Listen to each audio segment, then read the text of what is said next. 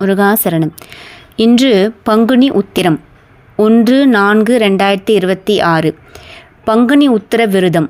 முருகன் அருளை பெற கடைபிடிக்க வேண்டிய முழுமையான விதிமுறைகளை இப்பதிவில் சிந்திக்கலாம். தமிழ் மாதங்களில் தெய்வீக சக்தி நிரம்பிய மாதமாக விளங்குவது பங்குனி மாதம். இந்த மாதத்தில் வரும் மிக முக்கியமான திருநாள் பங்குனி உத்திரம்.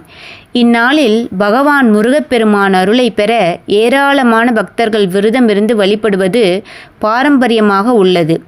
இந்த நாள் சாதாரண திருநாள் அல்ல, இது தெய்வ திருமணங்களின் திருநாள். பங்குனி உத்திரத்தின் தெய்வீக சிறப்பு. இந்த புண்ணிய நாளில் பல தெய்வ திருமணங்கள் நடைபெற்றதாக புராணங்கள் கூறுகின்றன. மீனாட்சி அம்மன் சுந்தரேஸ்வரர் திருக்கல்யாணம், முருகன் தெய்வ யானை திருமணம், ஸ்ரீராமர் சீதா கல்யாணம், ரங்கநாதர் ஆண்டாள் திருமணம். இதனால் இந்த விரதம் கல்யாண விரதம், திருமண விரதம், கல்யாண சுந்தர விரதம் என அழைக்கப்படுகிறது. விரதத்தின் பலன்கள்.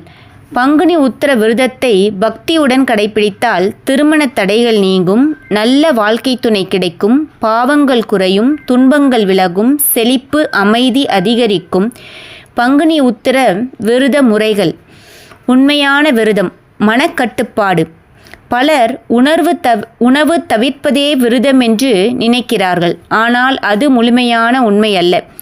உண்மையான விரதம் என்பது மனதை இறைவனிடம் நிலைநிறுத்துவது, சிந்தனையை தூய்மைப்படுத்துவது, முருகனின் நாமத்தை நினைப்பது. உணவு முறைகள். விரதம் இருப்பவர்கள் முடிந்தால் 3 வேளையும் உணவை தவிர்க்கலாம். இல்லையெனில் 1 வேளை மட்டும் உணவு தவிர்க்கலாம்.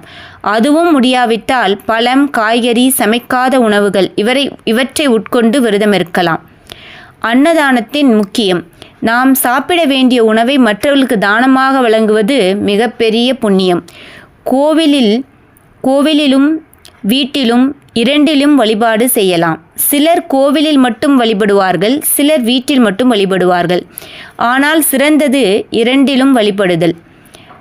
நாம ஜபம் மற்றும் பூஜை. முருகனின் திருநாமங்களை தொடர்ந்து சொல்ல வேண்டும். பூஜை செய்து மனதை ஒன்றாக வைத்து கொள்ள வேண்டும். அலங்காரம் மற்றும் நெய்வேத்தியம். முருகனுக்கு செவ்வரளி மலர் அலங்காரம், பால், பழம், தேன், தினைமாவு அல்லது இனிப்பு. முடியாவிட்டால் வெற்றிலைப்பாக்கு, வாழைப்பழம். கந்த சஷ்டி கவசம் பாராயணம். இந்த நாளில் கந்த சஷ்டி கவசம் பாராயணம் செய்தல் மிக முக்கியம். கோபம் தவிர்த்து அன்புடன் நடந்து கொள்வது. கோபம் கொள்ளக்கூடாது, கடுமையான வார்த்தைகளை பேசக்கூடாது. அனைவரையும் முருகனாக நினைத்து நடந்து கொள்ள வேண்டும். மற்ற தெய்வங்களும் வழிபாடும்.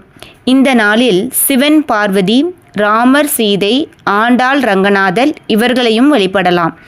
6 படை வீடு தரிசனம். முடிந்தால் முருகனின் 6 படை வீடுகள் தரிசனம் செய்வது மிக மிக சிறப்பு.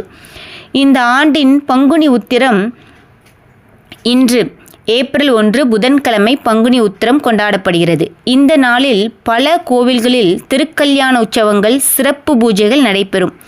இந்த விரதத்தின் ஆழ்ந்த அர்த்தம். பங்குனி உத்திரம் ஒரு விரதம் மட்டுமல்ல, அது ஆன்மீக பயணம்.